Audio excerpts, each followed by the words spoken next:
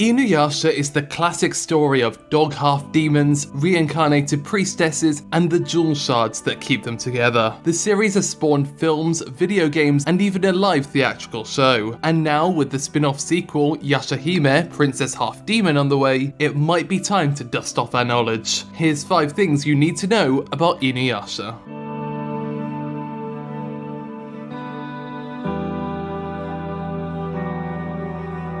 Author Rumiko Takahashi has often been referred to as the richest woman in Japan, and while that's difficult to prove, we do have some evidence to suggest how much money she was making at the time. For instance, Rumiko Takahashi paid the most tax of any manga artist in 2005, and in fact, she was the second highest paying individual in the whole entertainment industry according to one list in 2004. These were right after the finale of the anime and represents the massive spike in popularity of her work, which turned into royalties from anime, merch, manga sales, and games. This doesn't necessarily correlate to income, but the timing of this one metric shows how incredibly successful Inuyasha was.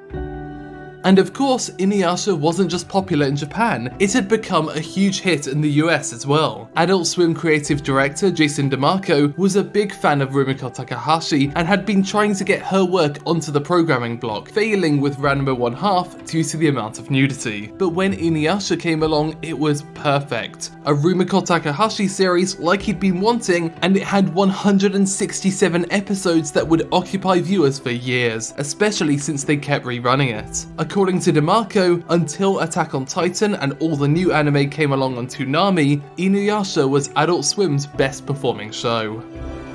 Takahashi's original idea for Inuyasha was just that she wanted to write something that wasn't a comedy, but while her story was kinda dark and mysterious, she thought it would come across too harsh in a modern day setting. However, when we look back on history and historical settings, cruelty doesn't feel as confronting, since most of that era is already defined by war. That said, she didn't do any particular research on the setting, instead letting it become a kind of storybook version of the Sengoku era with all the stereotypical imagery you'd expect.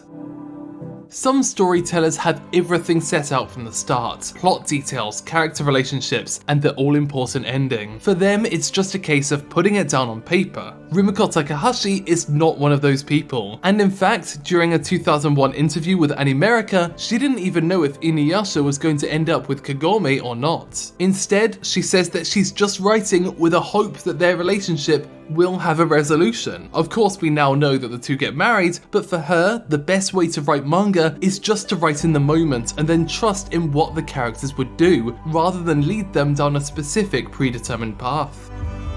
With Inuyasha originally being serialized in 1996 and the anime debuting in 2000, there's a lot of people who are going to watch Yashahime who grew up with Inuyasha. In bringing on a staff to make it, they brought back as many people as they could from the original series, including the writer, character designer, and composer, who are all returning after 20 years. However, with new characters come new voice actors, and they all had grown up with the show, citing it as being hugely influential when they were kids. However, one took it a little too far. Azusa Tadokoro, the voice actress for Kagome and Inuyasha's kid Moroha, was so obsessed with Inuyasha as a kid that when she found an old well, her first instinct was to climb down it, in the hopes of reaching the Sengoku era. Obviously it didn't work, but she regards Yashahime as her second chance to enter that world.